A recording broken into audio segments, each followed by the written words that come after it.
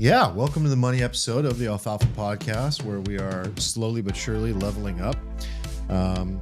We had a great time in East Denver, as we mentioned in the last episode. Hop in the Discord. We're on YouTube. We're not doing this episode live. Yes, this is a non-live. We might be switching that up. Maybe. Eric wasn't going to be here, and we felt bad. So. That's right. Eric was not going to be here, so we said, let's move it forward. I want to do every episode live. Yeah, that's where we're going to get the studio built. Not my problem is the virtual, the remote. Like, I don't want to do the I don't like that either. Home episode. I don't like it's less ideal. Yeah, I want to do in person but live. Yeah. Well, we have some help coming to help us get that set up, which will be very nice. Money and life episodes live. All right, so we are kicking off. Yeah, I guess reminder: alfalfapod.com. That's where our Discord is. That's where our YouTube is. We're pushing more on YouTube and. Yeah, I guess especially in the money episodes, as you're listening along, watching along, we obviously bring up a lot of stuff that people want to go deeper on. So feel free to comment on the actual YouTube video or hop in the Discord, but we'll start keeping an eye on YouTube comments as well. All right, let's jump into the market. Yeah. J-Pow, Daddy J-Pow has re-entered the chat. He's back. He's back, baby. He re-entered the chat after we had already dumped, because we did the ETH Denver episode, and I showed up like a frazzled psychopath and told Ledger I just sold everything. What did he say? We're all pretty hungover. It's like, is that what you mean by frazzled, or frazzled by the markets? No, I mean both. You Okay. know, just in a generally frazzled state. I'm so proud of us for pulling that episode off. That was fun. I haven't drank like that. We or were hungover like that in a mess. long time. Yeah. We were a mess. We're a mess. It's there for everyone to see. You know who was more of a mess than us was ETH Denver's podcast studio. Oh, fucking hell. Dude. They were terrible. It's not even. They didn't even press the fucking record button. That was a bummer. We lost Yeah. 21 For the minutes three of of you audio. out there that are ever considering doing a ETH Denver podcast at a podcast at ETH Denver, check everything. Don't let them touch it. Yeah, don't let them touch it. Anyway. Press the record button. Yeah. Yeah, I mean, what did we went to dinner the night before, right? Yes. I forgot about it honestly until you posted the photos. I was like, oh, that's right, we went to that steakhouse. Yeah. Wait, that wasn't our Alfalfa meetup the night before then? No. No. We just got No. bad blacked out Yeah, at dinner. on night one. I mean, I remember being in my hotel room in the morning, just like selling things. Smart man. Like in the middle of the night. How did you front run that move? Good move. That worked out well. Is anyone interested in playing this GBTC discount narrowing? So in the last few days, they went the oral arguments between Grayscale versus SEC, and it sounds like the judges are very open to Grayscale's argument, or the fact that the SEC hasn't made a great argument against. Feels a little bullish, right? Feels a little bullish. So is anyone interested in taking that bet? Well, I've been playing for a while. Like, You're like, this is a bad spot that I'm in because, like, on the one hand, it's narrowing, the gap's narrowing, but like, I do not want to buy anymore. Like, I hold that in my retirement account. I Same. hold some GBTC in my retirement. Same. So, But I guess I am already. But like, we've been rugged so many times, like it's gonna be a big week, et cetera, et cetera. Like I'm so desensitized to like any good news. Well, I think we won't hear for 3 or 4 months of the actual ruling. So you got time. I mean, what happens first? Like an approval or just like a full just rug? Possibly. What else happened? Well, Silvergate's going under. Silvergate's Fully. done. Yeah. They're self-liquidating. And it's gone. It's gone. They're based here in San Diego, so FDIC boys. They're right by my house. Flew into La Jolla. I just drive by them all Yeah. the time. And we're like, so the government guarantees this money. What are you going to do to fix it? We're gone. Yeah. Yeah, one of the guys I know in town who joined the Discord texted me. He's like, "Do you know anybody that this bank funds?" And I was like, We do, actually. Yeah, literally everybody." So our buddy Carne Asada Chris, his dad is from the banking sector, and his buddy is the CEO of Silvergate. What? Oh shit! Yeah, Well, let's get He him was on the pod. He was telling me today. Yeah, he's a little busy right now, but yeah, maybe a good retrospective I think would be good. But all he said was like, yeah, he's not having a great time right now. My buddy's in a bad place. I believe it. And he said that bankers typically have most of their net worth in the shares. So he obviously gets paid probably a very healthy salary, but poof, net worth. My question is, so I actually have quite a bit of cash, like USD cash in Coinbase. I know Coinbase was using Silvergate. So Wait, sitting in Coinbase? yeah, because I have it set up for some trigger. He needs his limit it's- orders to I'm fill. sure it's fine. But they don't have to I'm be sure it's there. fine, too. Dollars don't have to be there. To set the limit orders, I think they have to be there. Yeah, I can't use. Yeah, they have to be there. They have to be in there, and then you can't use USDC. But anyway, I was gonna pull most of it out and put in some good old treasuries. I think Coinbase is fine. no, Yeah, I they're probably fine. is. It just But you're like, should I have cash? I mean, I pulled even more money. I basically emptied like my remaining. I'm not trying to FUD. I just Hold on. What Yeah. about Mr. Bybit over here? Bybit paused. Well, I have like withdrawals. DGen wallets, but I emptied like my non-DGen wallets and just put it in the treasuries because, like, whatever. This fucking liquidity cascade just continues. just This continues. is like the slowest car wreck of Slow. all time. It's very slow. I mean, I guess for like you touched on the J-Pow things, we should probably talk about that a little bit as well. I mean, he gave a little chat in front of he was in front of Congress the other day. I actually had kind of a funny exchange with Elizabeth Warren. Where yeah. he That's sort what of- my alfalfa round's about. sort of but keep dunked going. on her. All right, I won't spoil that. But he basically laid down the hammer, and the odds of a 50-point hike have gone from like basically zero to like I think they were like 75% or something last time I checked. So good chance we get 50 now. Obviously, that's not great. I mean, honestly, all the stuff we've been talking about in recent weeks has just come to fruition. We were worried about like maxing out the stablecoin supply ratio. Basically peaked in market cap right at the bottom of that channel that we drew out on the pod and talked about the Discord. Talked about the dollar going up. Dollar has been crushing. I took profits on like half of my position today because it hit like a target there. And yeah, the higher for longer thing, so all those things have sort of come to fruition, and like, here we are. So I have a question about this. So the probability of rate hikes has gone up. Like I think the market has accepted the higher part. But the stock market specifically is supposed to be this like pretty efficient discounting mechanism. And the stock market went down like 1.5 the other day and it stayed flat today.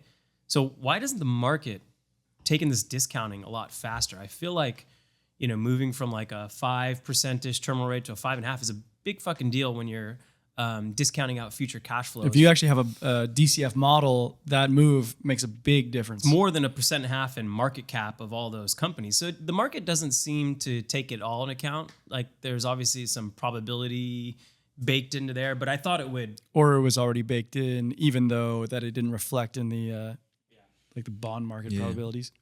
Markets just don't seem to be that efficient. I mean, the bond market didn't even come close to getting the last couple of years right. And Bridgewater's been talking about how the stock market and the bond market have been pricing in like events that like can't coexist. So if you just short both of them, like you seem to automatically capture like a return. So it's kind of weird. Who's the twos and spoos guy? I'll explain what that means. Oh, in a second. Andy, the damp spring, and Andy Constant. I think so. So if you want to follow a guy who's on a heater in the last like 3 months, Andy Constant. I think he's at Damped Spring. I think that's right. I so think. check him out on Twitter. check me. And for the last 3 months, he's been short the twos and spoos, which Twos is and the spoos. which is the 2-year bond and the S&P 500 SPOO.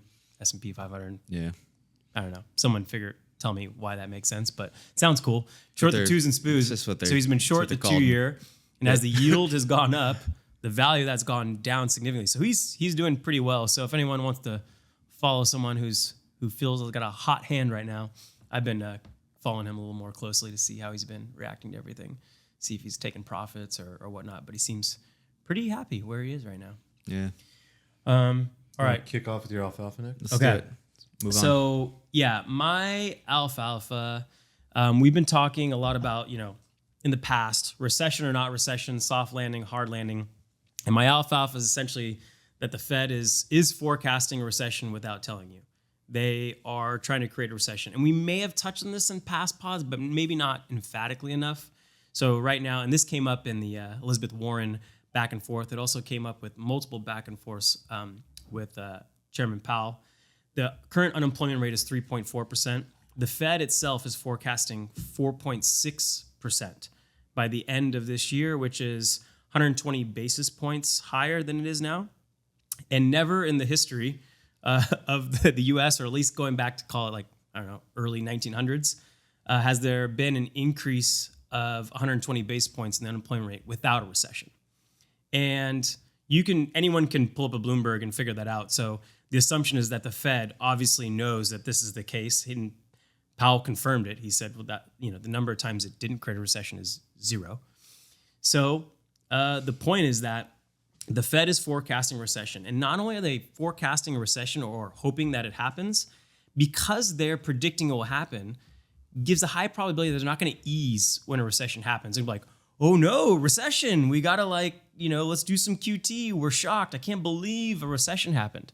And so the market is currently pricing in this higher part, but I think the market is going to still have to come to the Fed even more on that fact that it's going to be for longer because, well, the Fed's already think that's their base case, that they're going to send us into recession. You want to buy the coins here? Not yet. Not yet, brother. Patience is feeling okay for now. Treasury bills. They're in a rough spot right now because the only thing holding up inflation right now is basically service sector, right? For the most part. And that thing that's a huge chunk of the economy. It's not going down. It's basically people's wages. So you're basically saying you're trying to crush a lot of people's wages. And 42 Macro gave us an update on people's, cash, corporate cash and cash in their checking accounts. And it's still very high percentile. Like that 5% of household net worth, they still have.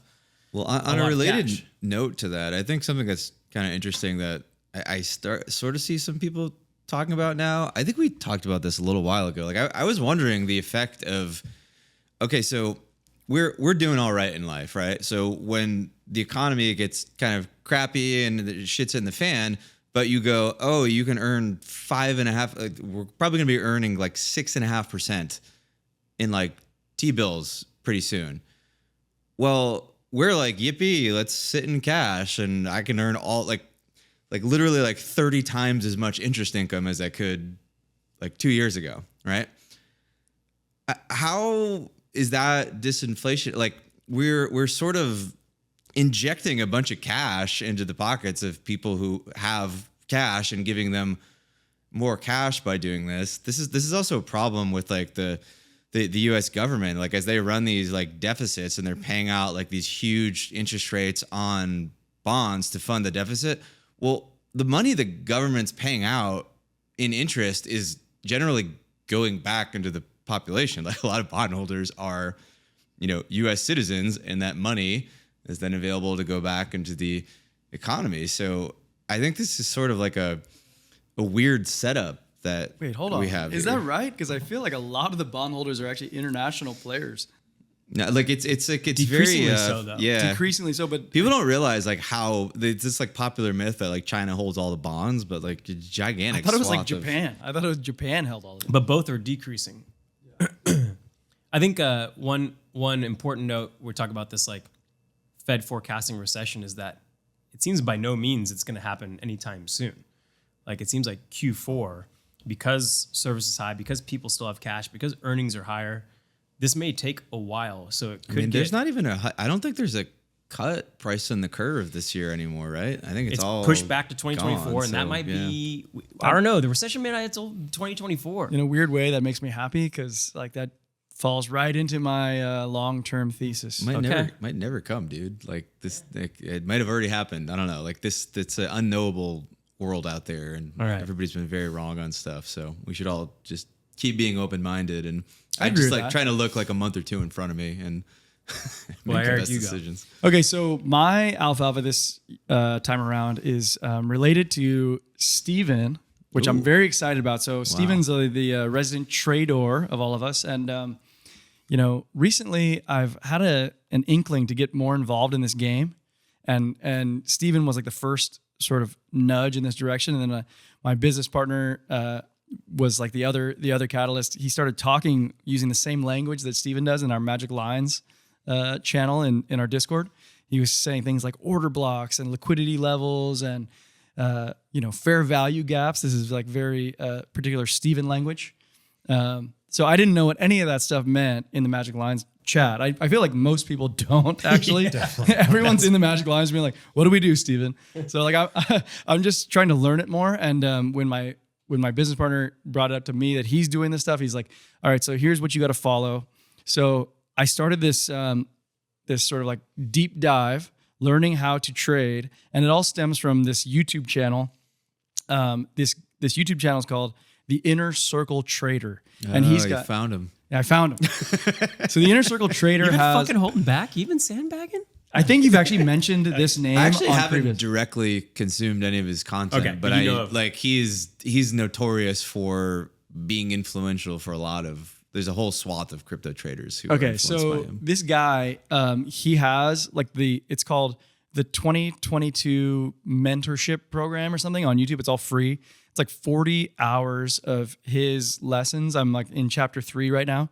And I think by chapter 3, and because I have like the benefit of Steven and my business partner kind of like telling me along the way, like I sort of already get it. And the idea is basically that if you believe that algorithms are trading like in all markets, which I believe there to be, then it's like trying to understand what the algorithms are looking for and basically just like front running those guys or like getting some alpha out of how the market will move based on market makers' moves. And this to me seems like very intriguing. I've always like sort of like shunned high frequency or like, you know, any type of short-term trading. It's like antithetical to how my whole sort of style is. But now I'm like, okay, well, maybe let me just fill this void in my knowledge base. So that's where I'm at. So if you search the Inner Circle Trader 2022 mentorship, it's a playlist that pops up, and there's 41 chapters. 41 chapters. Each one's like an hour.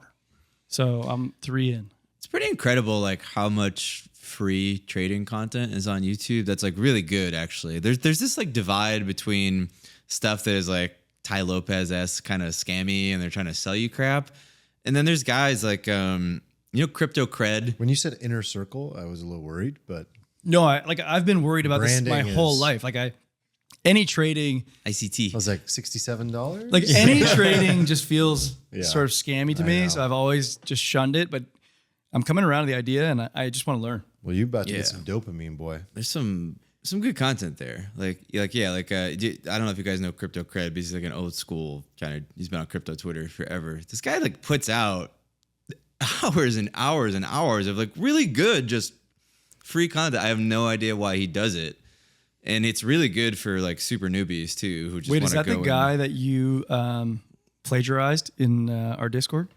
plagiarize. Plagiarize a lot of people in our Discord. You're gonna have to. No, I'm You're sorry. gonna be more specific. Sorry, Yeah. that was the one who he was taking the S&P short. This was like 2 days ago. Oh, well, first of all, it's not plagiarizing if you tell everybody that you're literally ripping off You somebody else's setup. cited your work. Yeah. That was a setup from another guy like Crypto Chase. Oh. Shout out to him. He's a really good ES trader. So you should follow him if you want to trade stonks and kind of do this like short-term swing trading. Yeah. Candles are candles, bro. I just want to A lot trade. of respect. All right, cool. Well, yeah, happy for you. Happy to have somebody to talk to. Yeah, I'll see you in Magic Lines.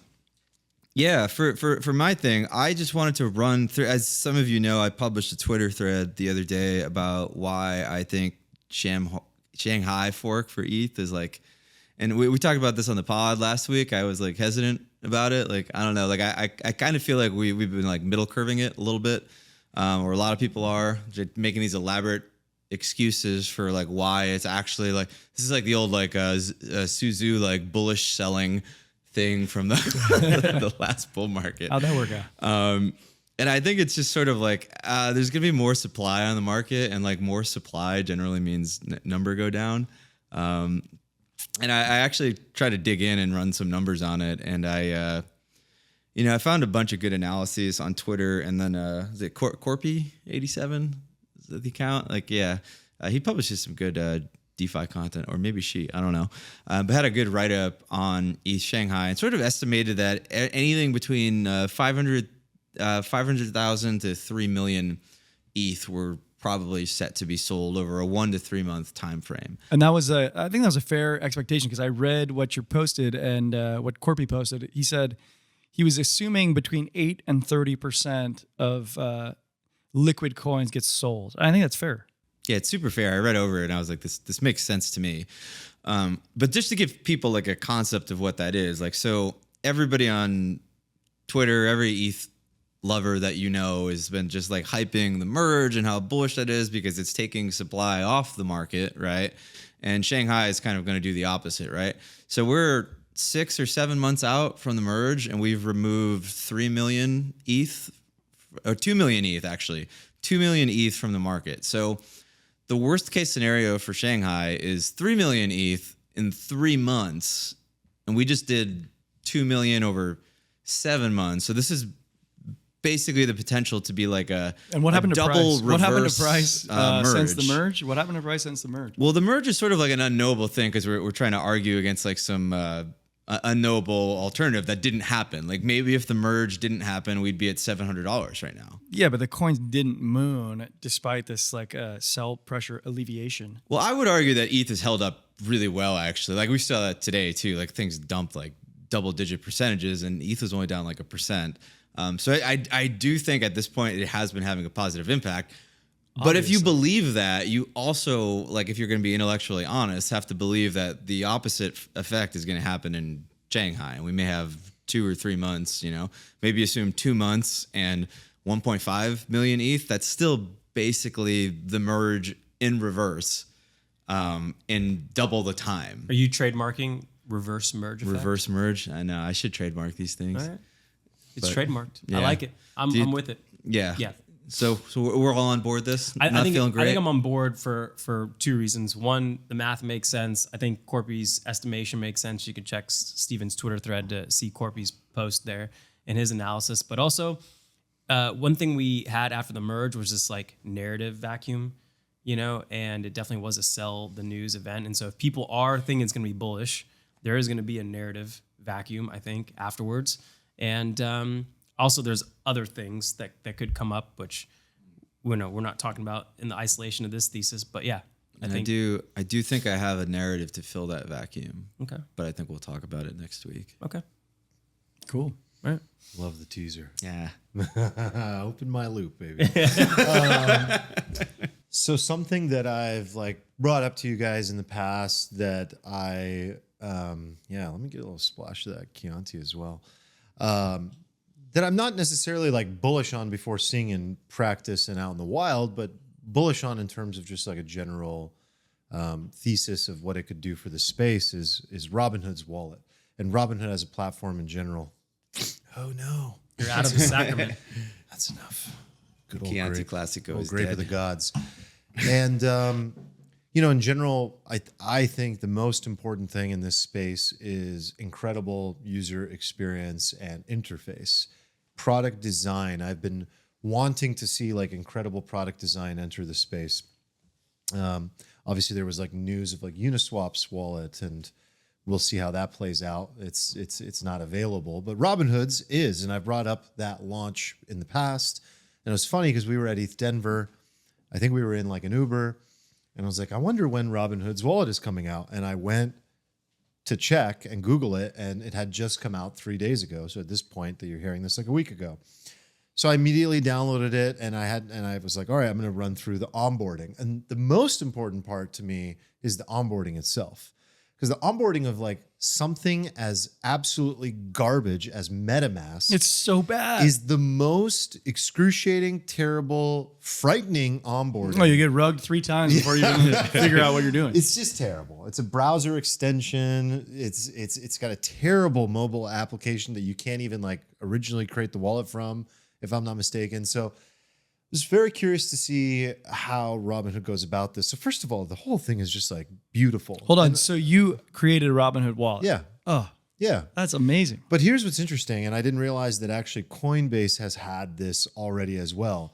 So one thing you can do is you don't have to write your seed phrase down.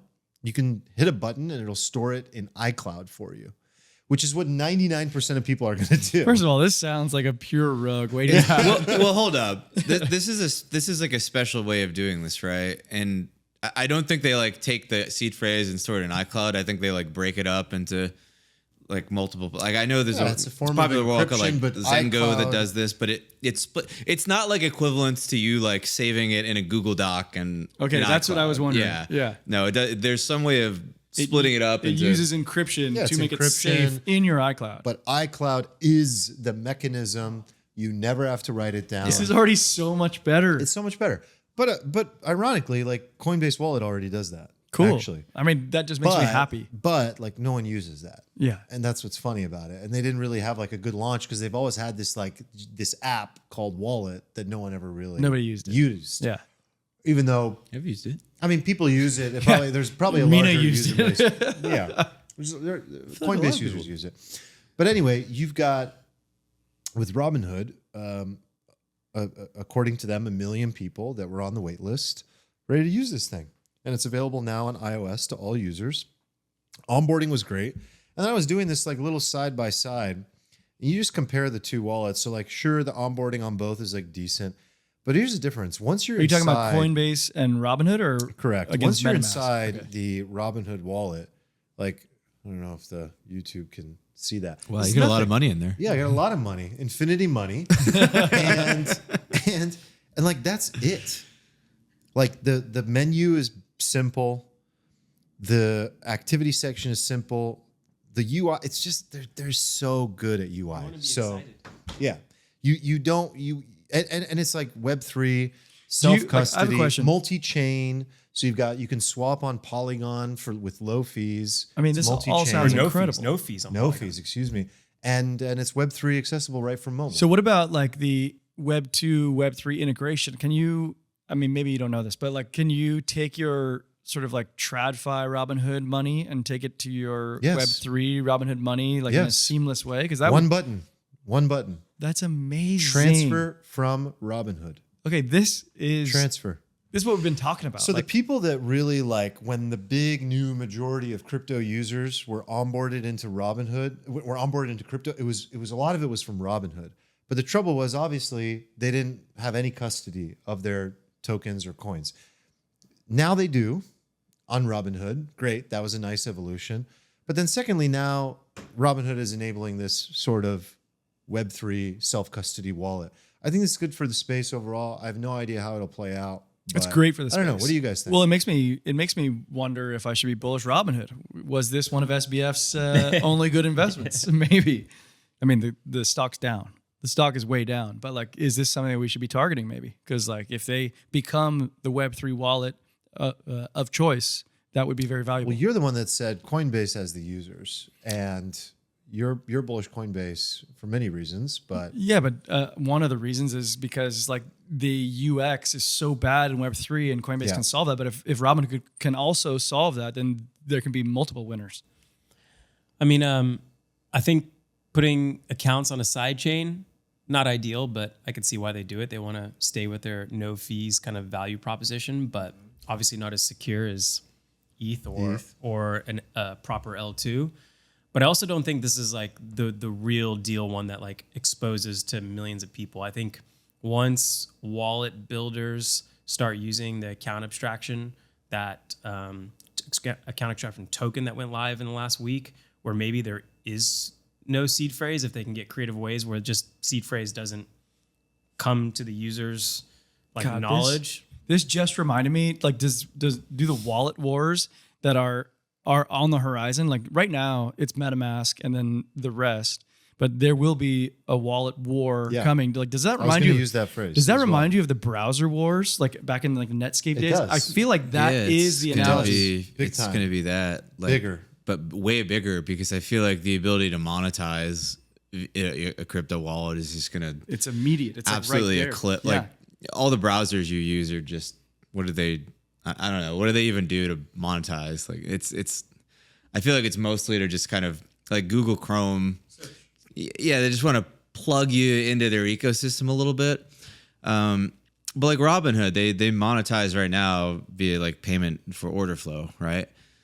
There's a neat fit into crypto with that. That's basically what MEV is, right? Like if they have 100 million users swapping on their wallets and they can just sort of like capture that via MEV in some way. And I think there's going to be some, SEC issues with doing that probably. But there are so many ways to monetize users in crypto beyond, I think, what's available in like a simple browser. And I think we're going to see like a huge arms race for that. It's one of these things I think that's going to start happening. It already is happening. but nobody's paying attention because it's I a think bear. the wallet wars are real. The arms race is real. I think wallet abstraction sounds fantastic, but I don't think any of these things increase the number of users in a meaningful way. Wait, why?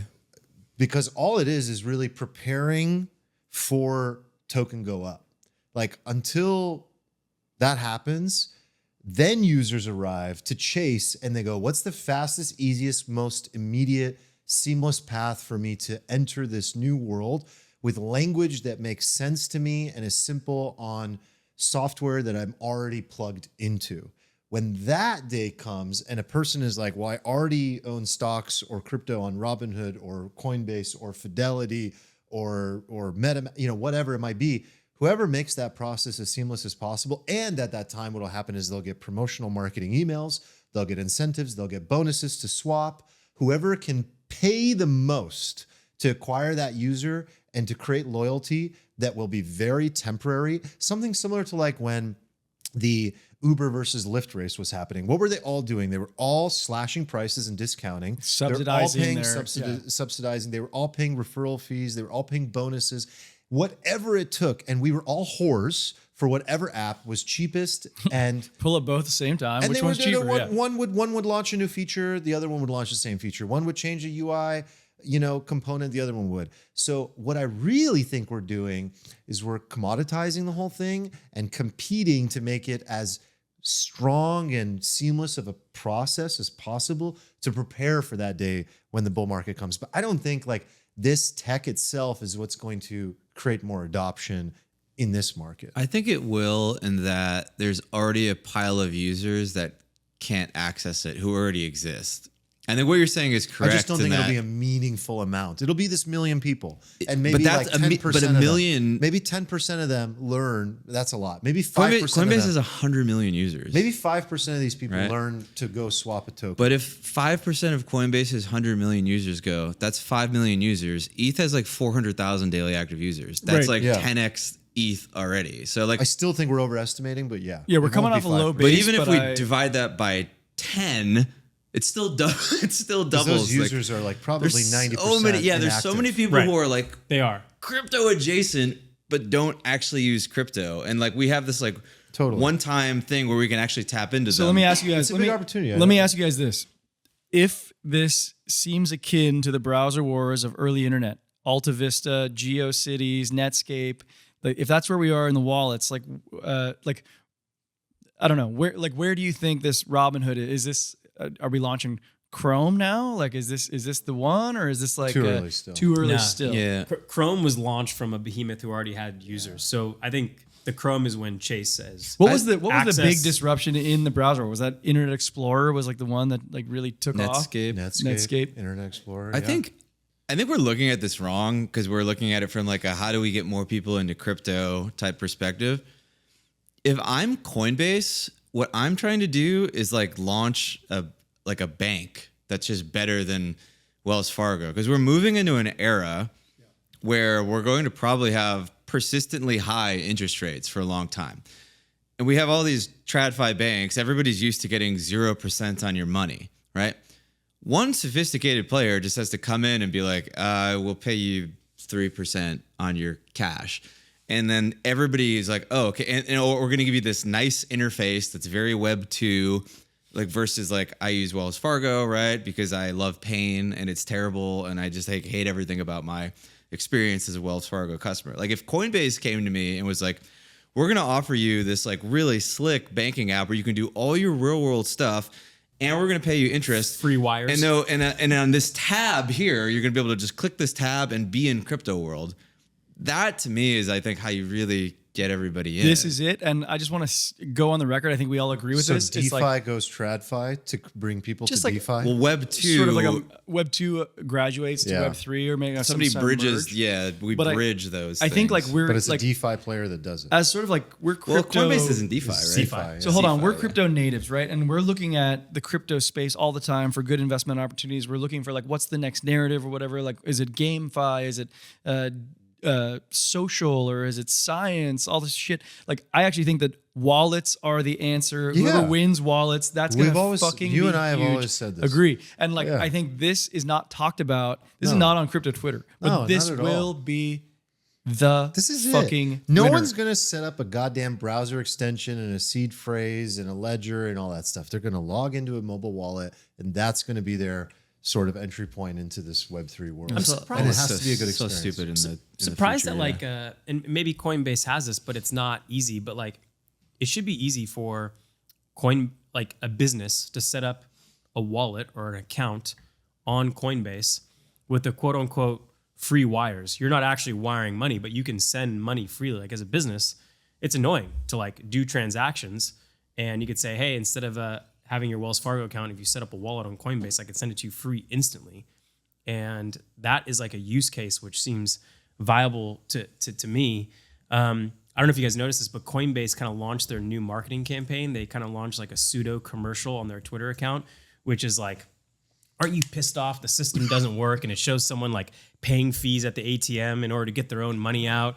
Like takes 5 business days to receive your payment. So they're already like seeding that. I think to the masses is going to fall a little flat when they're like, yeah, but that one doesn't literally pull my money out of my account. Yeah, most people aren't like sending international transactions. Or Yeah, where they hear of like this guy Sam Bankman-Fried just stole everyone's money. They're like, yeah. So anyway, it'll happen. I still think that the big one will, if and when Chase says, Yeah, it's like the worst "Here's thing the that has wallet." happened in the traditional banking world was like Wells Fargo, like half rugging people, and it was like just a big deal. big rug. It was a big rug, but it was nothing compared to FTX. It was nothing. Here's the other thing I think will probably happen too is that we're going to probably NFT everything in the future, and I think we're going to have like utility NFTs, and you may your house deed may Amazon become an NFTs. NFT, and like all this stuff. Dude, the Amazon NFTs Yeah. is.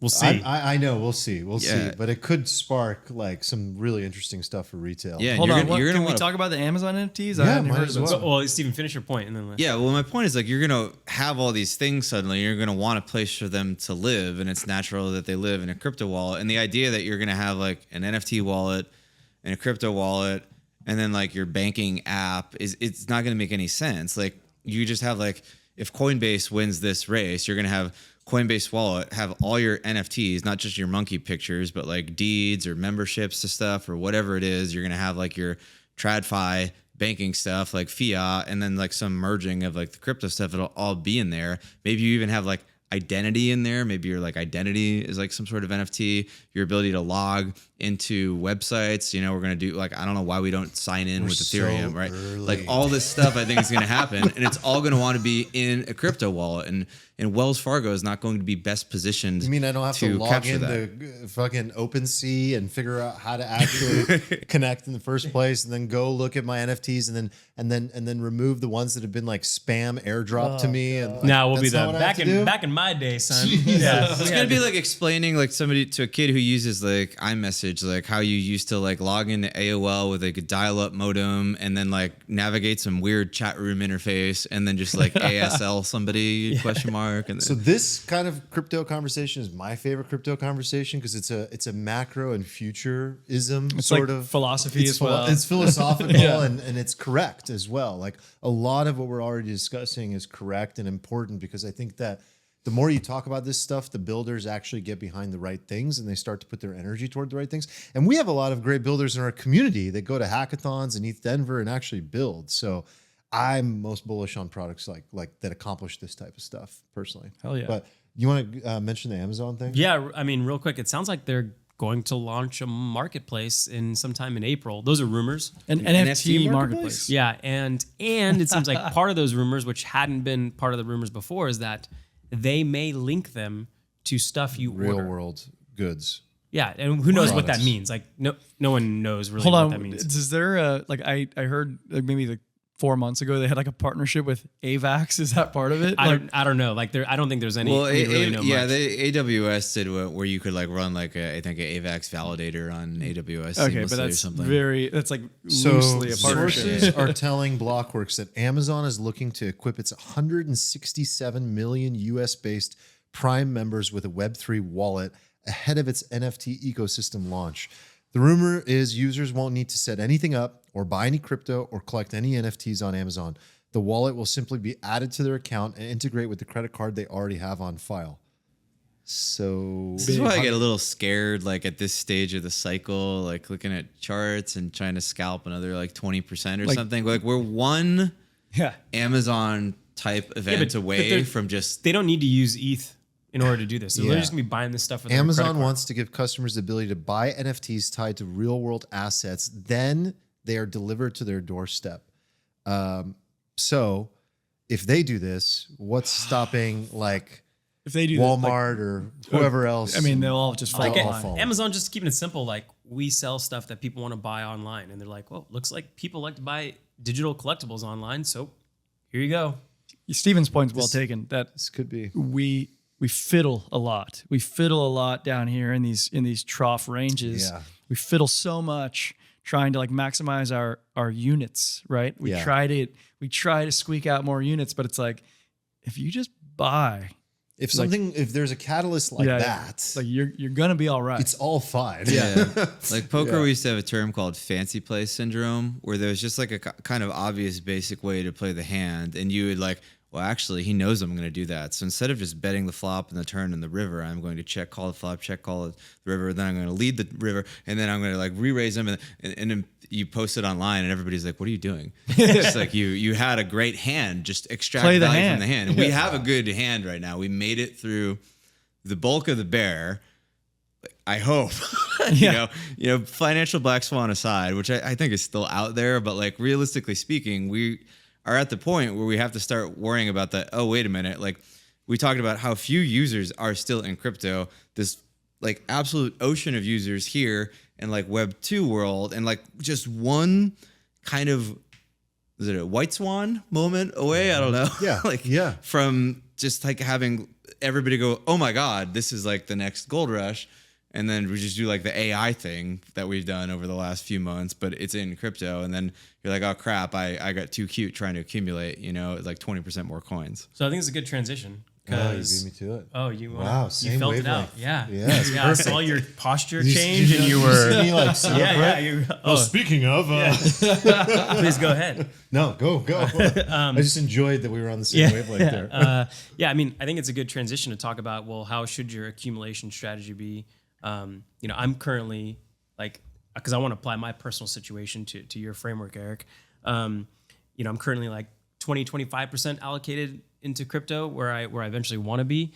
But you posted a really good, you called the bear market game plan to kind of like a framework to how to accumulate. And it's flexible where it seems like you could insert your own, you know, asset class or your own favorite coin or stock. But do you want to give us a rundown of what it was? Can you give me some financial advice?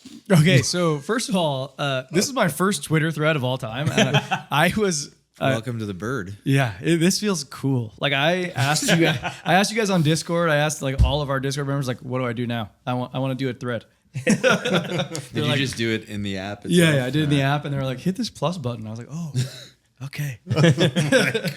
I hit the plus button. All right. So I posted this thread, and like this thread was a culmination for me. Like I don't want to post on Twitter, but I just felt like this was a culmination of what we've been talking about for a long time, starting with like our early episodes. Steven mentioned, I looked back, episode 7 talked about this idea of a 3-asset portfolio. It was cash, ETH, and real estate. And I think this, like what I suggest here in this tweet was like a modified version of that, or even like maybe like a chronology of how to like build that out. And what I suggested was like you have 4 buckets of your money, and you sort of work your way from bucket 1 to number 2, and then number 2 to number 3, and so on, until you get to this like generational wealth bucket that is like the end all be all, where you like just hold forever. So I laid it out as like bucket number 1 is income. So that's the money you make. You know, and I loosely say income because it's like, I think Steven in his magic lines is like trading. He might be trading ETH, but like I consider that income. You know, like I don't think of that as So that's income. So you take the income that you earn, and obviously you need to spend out of that bucket, and you want to have some savings. You want to have a cushion. So once you exceed that cushion, then you go into bucket number 2. Bucket number 2 is very simple: T-bills. We talked about it earlier. T-bills are rising in yield, and like everything in risk assets is falling. So just stay in T-bills, earn your 5% right now. Stay there, be patient, wait for shit to come back to you. If the coins are going to fall, that's good if you're in T-bills. You just get to relax and wait. And I said this quote that I think our buddy Mike Lenny, he reached out, he said he liked it. He goes, I said, this T-bill bucket is like, I called it the pounce bucket. I said, like a lion waiting in the reeds, waiting to attack its prey. This is your money that's waiting to buy the generational lows. And I totally feel like this is the right play. Like I know people want to DCA into the coins now, but ETH was at 1650 like 4 days ago. Like I don't think now is the time. I think you want to be waiting in the reeds, collect your 5%, and buy the generational lows or buy dips. So then once you move from bucket number 2, which is T-bills, then you get into risk assets, growth assets. That's bucket number 3. I think ETH is the best growth asset that I've ever seen in my life. Like I've been analyzing assets since I was a 14-year-old. ETH is the best asset I've ever seen. But that doesn't mean that ETH is the best asset that exists in the world. I want to find other assets as well. I want to diversify bucket number 3, to the extent that I can. But that doesn't mean what traditional advisors say, which is like just spread your money out wherever you can, which is like S&P 500, VTI Vanguard Total Stock Index, 40% bonds, like long duration bonds. Like no, fuck all that. Like I'm being very specific. Like I want ETH, and I want to benchmark this growth portfolio against ETH, and anything else I add in there, I want to beat ETH. And then once you ride that through the cycle, like the next bull cycle, which could be who knows how long, 3-6 years, something like that, you just hold it. Like you're accumulating the units. You hold it through the next bull cycle, but then you don't do the same mistake that a lot of people have done in this cycle, which is hold it all the way from the fucking top all the way down again. We know that these like growth assets are volatile. So don't ride them all the way down again. Move them to bucket number 4, which is like forever wealth, which is like the Knicker Bonnie game. Like this is what he's talking about in all of our episodes on like real estate investing. Like take them to a place that's stable, that won't draw down 85% in a bear market. So I'm supportive of this like chronology, bucket 1 to 2 to 3 to 4. In a bull market situation, how would you treat bucket number 2? So, or at any other time in general when T-bills are not the game in town? I think what I want to make clear is that this, I called it the bear market strategy, meaning like this applies to right now. Right now. Like I'm not trying to say that this is the new 60-40 portfolio that applies to all time. Like this is not your golden butterfly. Yeah, like in 40 years, this won't be in finance textbooks. But I do believe that for right now, this is the optimized way to play. And I'm talking about for right now through the next decade, let's say. Okay. I think you can adapt this to a bull market pretty well. Yeah. How would you do bucket number 2? Like I see Eric's thing as like 3 buckets. So I see a kind of like earn bucket where you put money into the system, and then there's a grow bucket where you figure out how to optimally grow that money as quickly and safely as possible. And then there's this like sort of sustain bucket at the end where the goal is to sort of maintain wealth and sort of just generate slow income. You're minimizing the downside while not just like having your cash eat away forever. Yeah, so let's ignore the income thing because whatever, we got it. Figure out a way to make income. We could talk about that in another pod.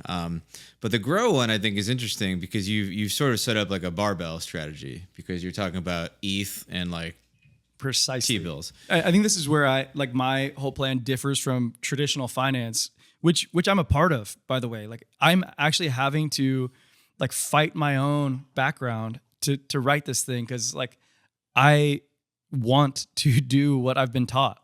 But like this thing, I want to run it by you guys because I need sort of validation to be like, is this right? Because like as I'm like doing the math here, this feels right, but then everything I've been taught is like, this is not right. I mean, I love this like bucket way of thinking of how to manage your money because I think I've like maybe backed into this, like maybe unknowingly into essentially your strategy, which is, okay, whatever my cushion is, in the earn bucket or the income bucket. Sometimes it's 6 months, sometimes it's 12 months of living expenses. That's where that money stays.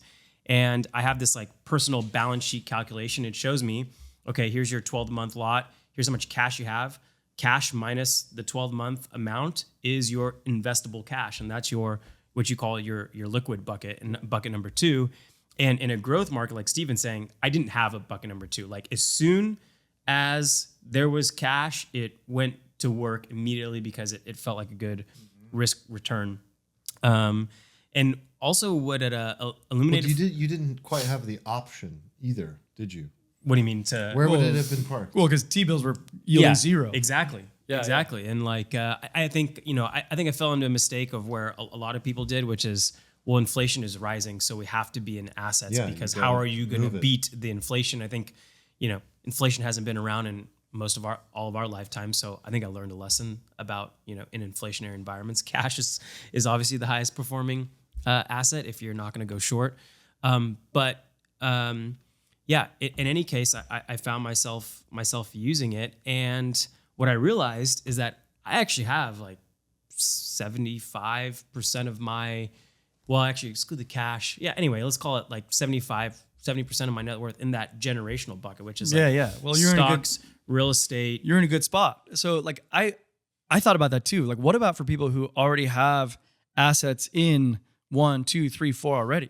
I thought this thing still applies because you're still making new money. Like you're still generating new income. It's a waterfall. And I think that new income should work its way through the waterfall. You didn't talk about percentages. Everyone's different. Yeah, I think that's important though. Like new money comes in, decide and determine the percentages for each bucket. And I don't want to be a maxi on ETH because like I know that some people don't like it, but like I like it, so that'll be mine. It depends on conviction, but it also depends on age. It depends on risk tolerance. It depends on your life situation, number of kids you've got, totally, baby like, mamas. I mean, like all kinds of things. Let me like tell you something that I'm struggling with about this whole thing. It's like on the one hand, baby daddies.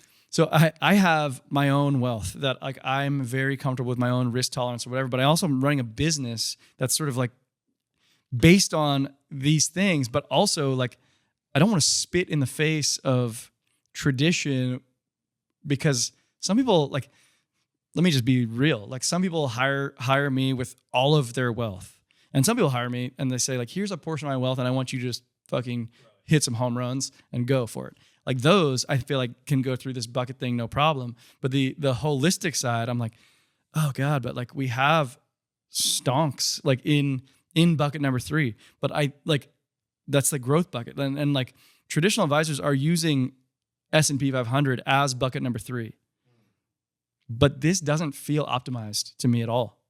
Like, I don't want to be like bucket number 2 and bucket number 3 are basically like the 60-40 portfolio, but I'm, like Steven said, barbelling even further. Like I'm going safer on the bond side and riskier on the growth side.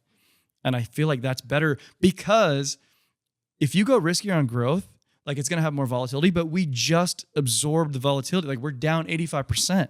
Like the volatility is largely in the rear view. So let's say, if you're parking S&P 500 in that potential generational, the bucket 4 wealth, does that mean you got to pick individual stocks or like sector style ETF? No, this is actually, I'm glad you asked that because I actually wanted to ask you, what else do you think belongs in bucket 4? And you've already alluded to the fact that you think S&P 500 is bucket 4, generational wealth. And I'm thinking like, that's possible, but like, even Facebook stock is down, 65% from all-time highs? Like this is a part, that's a big component of S&P. Like you don't want to just like. I think that's where your traditional background can come into play, because like if I'm 5 years away from having to use my generational wealth, maybe not the best play. But if I'm 30 years away from hopefully having to use that, then that's where like you have the tweak method, of deciding for you which vehicles are in each bucket. Bucket 4 is the easy bucket. Like, what do you feel like? Bucket 4 is like the I've made it bucket, and I'm mostly trying to not lose everything. And then like you could even just do the standard diversified portfolio or a dragon portfolio, or I don't know, whatever the hell you want. And like bucket 4, it doesn't matter. The hard one is like the 2-3 bucket, or bucket 2 as I consider it, which is like the The growth strategy between like your like assuming you want to do a barbell, and I do think like barbell is like the best way to like jumpstart wealth. Like if you don't have like a lot of cash, you want to be like really heavy risk on, or and have some cash for optionality. But the question is like, when do you shuffle those two things back and forth? Like this doesn't fit into the traditional investing paradigm, because like you have to make like decisions about allocating between cash and assets, and like most traditional capital allocators, the CFAs of the world, like from, and I'm not a CFA, but my experience is they take the money and they invest it, and it absolves them of having to make these like very difficult decisions. They're just timing like, decisions. it's just my mandate to go to put the money to work, and you can't time in the market. So, but like, I think that's silly, and it's really silly in a market like crypto, where like if you time the market wrong, you get wrecked, and if you time the market really well, you can make generational wealth. Right? I think I haven't brought this up in the pod yet, but I think I was lamenting to you guys that JP Morgan's private bank, supposedly one of the best like managers of wealth on the planet, we had this like very awkward conversation where I was like, so I have money in the growth portfolio. Like, yes, it's in the growth portfolio. And I'm like, okay, what's the bank's S&P 500 target for the end of the year? It's down. I'm like, okay, so why is the money in the growth portfolio? Right. And also, why is the growth portfolio 100% invested? Like, well, that's the mandate of the growth portfolio. Oh my God. And I was like, who the fuck's job is it to manage risk? Is it mine? Because you never told me that. Like, so this is exactly what I'm struggling with, because like as a practitioner, like you work for clients and you want to not get fired. Like really, that's like a big goal. Like you're not going to get fired by doing sort of status quo. But like this thing that I'm suggesting is a dramatic shift from what everybody else is doing. Like if I feel like this is sort of optimized, but it like I risk something big, like. Yeah, and can I bring a point where maybe I think there might be a hole? We can talk about if there is. 'Cause I've argued that, so I like your buckets. I'll use the same buckets. Income, liquid, growth, generational safety, let's call it. Yeah. I've argued that once you have you earn income, you have money in the liquid bucket, the next bucket you should do is actually the safety bucket, not the growth bucket. Because let's say you're of our age, late 30s, you want to invest in that safety bucket, because the worst possible outcome would be that your growth bucket does take a dump and your growth bets don't play out, and you're 65, you're 70 years old, and you're like, fuck, This is I interesting. didn't play it safe enough, and now I have to keep working. And to me, that might be the ultimate sin of like money management, that, your 65-year-old self is not putting their head on their pillow, very comfy at night because you took a little too much risk early on. But that goes against what you're saying, Steven. I want to play this out a little bit. Like you're saying, well, if you're younger, convexity is Well, let's like good. circle this, because I think Armand wants to go, and then I want to Yeah, go. and just saying like, or what happens to a lot of people, which has definitely happened to me, where you have this idea in your mind that I can allocate as much as possible to the growth bucket, and I can take that risk because I'm younger and I have time, and it's okay if crypto goes down 90% because I have conviction in this long term. But when it actually happens, in a practical sense, it's quite different, because you then further miss opportunities to have allocated out because you mistimed, like Eric said. You make the mistake of not cycling out at the top of the bear market, or as close as you can possibly get, Sure. and moving into the wealth bucket, the long-term generational wealth bucket. So I think you're onto something for sure, because the hardest part of what you said, Eric, is the timing of getting out of bucket 3 into bucket 4. And the hardest part of what you said, Nick, is you have to continue producing enough income to know, and you have to set an allocation limit to know, when do I actually start investing into Well, the hold growth on. bucket. I also think that the generational bucket is expensive as fuck. Very. So like this is a big hurdle for most people. Like I talk to people who are like, no, I want to buy real estate. I want to do this, but like I don't have enough money yet. So the growth bucket is the vehicle to get me there. To get you But there. then you get lost in a cycle. right. Wait, but hold on. But you Like, can't just go buy a house with like That's right. income. Is like, it's you guys are saying this, and like in my head, I'm like, owning a house is no better than just owning stocks. This is Well, where we'll hold disagree. on, But like hold on. holding a house is a consumable. It's not an investment. Well, also, I don't think Eric's referring to owning a house. No, I'm saying like owning real estate as an investment to me isn't like some higher shining thing on the hill than simply just buying well, you know, stocks, like you know? they're first of all lower beta. So like we know that real estate has not drawn down 85% like the coins have. I'm not comparing real estate to coins. I'm saying like Well, coins wouldn't be in my growth. I'm not in my Coins are not in your growth? Sorry. Wait, we're talking about. No, I no. thought you were talking about the fourth bucket. No, I am, but like you have to Yeah. get to the fourth bucket. Like you don't just like start with like a paycheck and be like, No, okay, no. now I let me agree, buy but a I real thought we were estate talking about investment. like real estate as like the shining city on the hill to get to in your fourth bucket. I think And it is. But I just don't agree So with that. what's Like I in think you can have your a lovely long-term wealth preservation, generational wealth? Like if bucket? if Like I you agreed with the foundations in the bucket, so what's in there? if I snap my finger tomorrow and have like $1 billion, I'm gonna have like a combination of real estate, of like dividend stocks. Of right now, I would certainly have bonds in that portfolio. I don't think we would all disagree know? with that, but real estate is part of it. It's part of yeah, it, exactly. but to me, it's like maybe 20, Like- maybe 20. Okay. I really think of the fourth bucket as like passive income bucket, of which real estate is very good at producing without big drawdowns in terms of like capital loss. So I that's why I put Maybe real simplify estate. that's it. interesting, Is it fair to 'cause- just say yeah. it's a wealth preservation bucket? Yeah. You do what you like. I don't. This may be a spicy take, but I think passive income is like wildly overrated and kind of. It's like it. It's like, I think you should be optimizing for I'm not like. surprised. No, I want to put the meme on him of like a guy who's like big Passive bags income. under his eyes. Who needs passive income? Well, it's like I think you should be optimizing for like wealth. Like you should overall wealth. Like to me, like people who like overly optimize for passive income are the people who like in the DeFi summer they got like really googly eyed over the 300% APY and they're like, look at all this passive income I'm earning. I know you're not Meanwhile, making their this up for principal this isn't. conversation because Steven and I have talked about this before, so I'm gonna come to his defense. He's not just being a contrarian right now. So no, it's an interesting. But in that case, they were using it as a growth. They were using the income as like a growth Or thing even because- as like a bucket one. Like that's income bucket to Yeah. me. Like Okay, passive income to me is like the end game is like wildly overrated, right? Like let's assume we have $10 million, right? And then you optimize for getting $500,000 a year on that in like sounds weak. but passive yeah, sure. income, right? Yeah. And then I take a strategy where I get zero passive income, but I grow my equity by $1 million a year. Okay, now what risk are you taking in order to grow that? 85% drawdowns. No, but that's like a different story. Like the idea that like you should be focusing on passive income, it doesn't make any sense to Well, me. no, Like, I you don't should- think we're saying you should focus on passive income. It's more about the risk management. It's about preservation. Like I remember the first time I started interviewing RIAs, like investment advisors, they were like, "Okay, goal number 1, wealth preservation." I was like, "What?"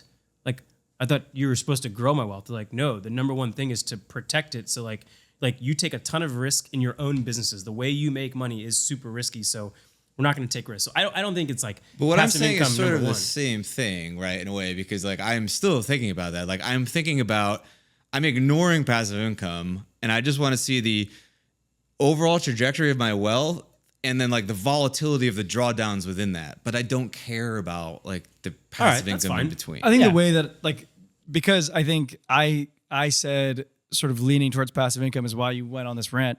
Like the way that I view investments is sort of like that you can have sort of like income today or capital appreciation in the future, and by being more sort of like preservation oriented, you're like skewing that more towards like income today. I agree with you that it shouldn't be the focus of just like getting income today, but like preservation should be the focus. So you shouldn't just be like going for moonshots in bucket 4. I would like to go a little deeper into one comment though. Like there was this comment of like you can't just go straight into real estate for most people. Yeah. And most people are not entrepreneurs. Most people can't pull, can't go buy a house in a major city right now, or can't go put $100,000 into, multifamily real estate. So what do you think about that, Nick? Like, do you agree with Eric that the waterfall exists in that way and in that order because it simply must, because the growth bucket is what creates the opportunity to participate in real estate or whatever it might be according to Steven's plan, but the minimums in real estate are so much higher. Thank you for asking that question. And I'm also saying that it is starting today, like with asset prices the way they are, with everything housing prices the way they are, with our expectations of housing prices the way they are, like all of this stuff is starting from right now. So I'm not saying this is like the path forever. Yeah. Yeah. Yeah. But So- I think your framework is pretty extendable. Like you can adapt it. But in terms of like, can I not afford a real estate investment? Some people might say, well, you can go buy a REIT, which I think is pretty terrible way of like investing in real estate. And I think you should most likely avoid it because you're not getting the main advantages of real estate, mainly the leverage? tax advantages. You probably are getting some leverage, but you're also not getting the depreciation. And there's just a ton of fees and they have a bunch of money and they don't always deploy it at the same time. So there's a ton of inefficiency there. And also, as we found out, ETFs or REITs like Blackstone can not have liquidity, which I never thought I'd see in a long time, but that's certainly happening. So, I mean, I think you can find general partners that will take $50,000 checks. I found one who would take a $25,000 check. So there are options. But that being said, then maybe your path shouldn't be, even though it is in the generational bucket, maybe it shouldn't be in an illiquid bucket. It should be in a safe but liquid bucket, because it could also be that just in case, where you pull the just in case money out of where you have a big health thing, or you all of a sudden have a kid, or whatever it is. So maybe you're just not ready because I do think there's another filter to apply, which is liquidity and illiquid and liquid funds. And I look at, kind of like analyze my money in terms of which bucket they're in, what's the risk tolerance I'm taking each, do they have liquidity, which produce income or not, look at the percentages and all of those, and have to be comfortable with all of those at any given time. So yeah, I guess you just have you have to stage it. But I do have another question. I still want to go back to my original question. Well, I want to go back on what you just said. All right, well then finish that. So like for your thing, like in bucket 4, like you have deployed capital into these real estate investments and you've never pulled a dollar out. No, I live off the income. Okay, but you haven't pulled principal out because you continuously roll them over. Right. So like you're not coming in there with the thought of like, I need to be liquid for this. Like that's my idea. It's like, this is the generational, like this is the forever thing. Like you're saying, no, plan for liquidity. No, like that's for the other buckets. There like, are liquidity events. So if I did need to use it. Sorry, I you're could- saying don't worry about liquidity. Like I'm It doesn't saying that matter. 4th bucket is specifically for the never see again Yeah, forever bucket. Which works perfectly with what he's talking about. and that's if you how guarantee Nick, you want to have shithead kids that well, just that's how inherit a bunch Nick of is. That's how he's illiquid actually wealth doing when it. Like they're he's actually doing that 4th bucket that way, and he's saying, well, no, think about the liquidity. It's like, Well, no. if you, let's say like, the bucket is $50,000, like, or $100,000, like maybe it's not enough to have that fully illiquid. Like that may be. That's why you gotta grow that, daddy. Yeah, it's actually okay. So this is back to my original question. So I think this bucket is really helpful for people who are starting out. Like maybe they got the income bucket down. They've got 6 months worth of cash. The income bucket, the liquid bucket's filling up. Yeah. So do they go to the growth, the risky bucket, or do they go and take care of their 65-year-old selves first, make sure that the older guy's taken care of? This is a great question. No, it's a great question, and I'm surprised we haven't talked about sort of the accumulation in bucket 3 at all, because I think that's the hardest part of the whole thing. I think that's the easiest part. That's what I said. And I just want to say, I'll pop this in before we get NFTs. They beat ETH all the time. So Every go. single time. all day. Buy some monkeys. Buy some monkeys. So Eric is not giving legal advice because he legally can't, but Armand is certainly Sure. yeah. Yeah. Alfalfa NFT. It doesn't exist yet, but So your question was, why not go straight to bucket 4 instead of bucket 3? Specifically for someone literally just starting up that ramp. Well, I think it depends on what you consider bucket 4, because I think you included sort of like dividend paying stocks, or Let's say I like Steven's menu of items: real estate, yeah, S&P 500, and or dividend stock, let's say, and then treasuries when they. So I've thought about this and I've struggled with it, like how to sort of like really label these things, because we might talk about Warren Buffett later. Warren Buffett's made a whole career and an amazing career off of like putting stocks and businesses into bucket 4 only. right. And he doesn't worry about real estate. I know he has a house in Rancho Santa Fe. He's got a house like in Del Mar Country Club. I know he's got real estate, but like that's obviously not his number 4. His 4 bucket is stonks, clearly. It's in his 3, right? It's 3 and 4. It's how he grows. And Yeah. That's generation. like, Yeah. he doesn't even care about 3 and 4. He just cares about going into stonks. So I don't, like, I haven't really formulated exactly how I view these two things, but like, I know that stonks draw down considerably, and like I would want to sort of like peel that into. You're okay taking higher beta though, because like if the reason to not put in 4 is that they have so much downside risk, why put them in 3 when No. there's but even more? We're talking about right now, dude. Okay, all Right right. now, stonks have already drawn down. Like crypto's already drawn down. Like don't you like and they will probably continue to draw down further, right? That's what we just talked about in our market update.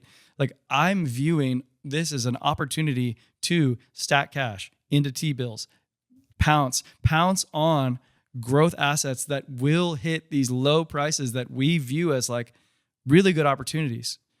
I guess my answer is that we don't know actually which way price will go, but I think one thing we're fairly confident of is that if everything takes a dump, ETH is going to go down more than say the S&P 500. So Right, and I think that I was viewing it the inverse way, which is like if you're going to put stonks into your number 4 or even number 3, like why not put that into something that will rise higher? Because if we know that like this stuff does come back, it always does.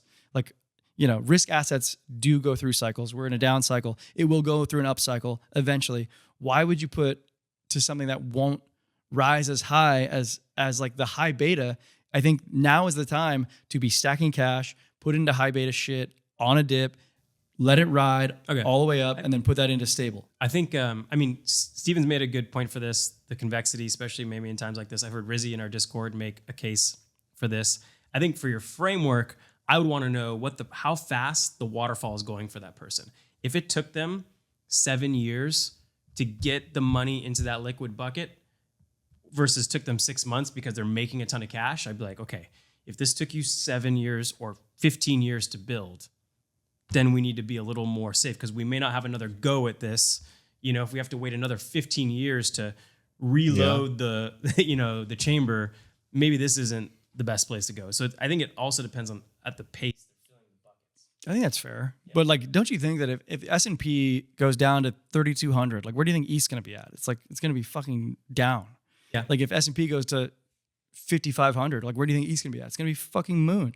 So I mean, like, I Dubai think level. so I guess what I'm saying is like, why do anything akin to what traditional finance says, which is like stay near the middle of this like beta skew? Like, no, go fucking barbell, go safe and go risky. And then when risky gets cheap, take from safe, go risky, and then fucking send it. And then once that moons, then take it over to the bucket 4 generational. I love it. I'd be curious what people out there have in their generational bucket and how they look at that, and also what they think can beat ETH. Like, I think that's really the conversation. That's the hard part. I completely agree. And also, I think this is where we need to crowdsource a little bit. I'm curious what people think. on our like future money episodes, I intend my Alfalfa rounds to be Conversation focused. other things on that this. I will include in bucket 3 that I think could possibly beat ETH or have an expected return that beats ETH. And like, these are things that I look to fill bucket 3 with. Have you heard of crypto butt dicks? Dick butts? Dick butts. Butt dicks. Butt dicks? Yeah, What? yeah. Coming out next week. Are you making? Are you launching? You in? Wow. I hope on flip.xyz. Oh man. Oh yeah. Yeah. Flip. I like that. I like that. All right, let's work toward wrapping up here. Do we want to close with anything here on the buffet? No, I think we just probably Mr. punt, Buffet? Punt that. punt Yeah. the Yeah. coin in the buffet. I like this. This was very, very good. Good Thanks, guys. discussion. Yeah, very curious people's takes on all this stuff. Any specific question that we want to crowdsource in particular? Man, Is it the what would you put to beat ETH? or is no, it that's the- not it. Like I actually just want more sort of like poking holes in this idea because I like honestly for me, the person, like I'm a human being, right? And I have my own emotional and cognitive biases and like my own history with finance. So like Yeah. I'm struggling to even make this leap, even though that I view this to be optimized. Like I'm having a hard time being like, okay, now fucking do it with your dollars. Like it's actually hard. Well, that's because you've created a system that requires execution. Yeah, it's in hard. Bucket 2 and 3, and that's very hard for people to do. So I think you need to come up with some strategy that's like simple enough to follow in a sort of like systematized, I would say automated the way. hardest part is getting it down. Like for me, I remember doing it at the beginning of 2022, just writing down, like reviewing my investment thesis. And I have the same thing. I have the same buckets. I mean, I landed in the same place. So like, I love it.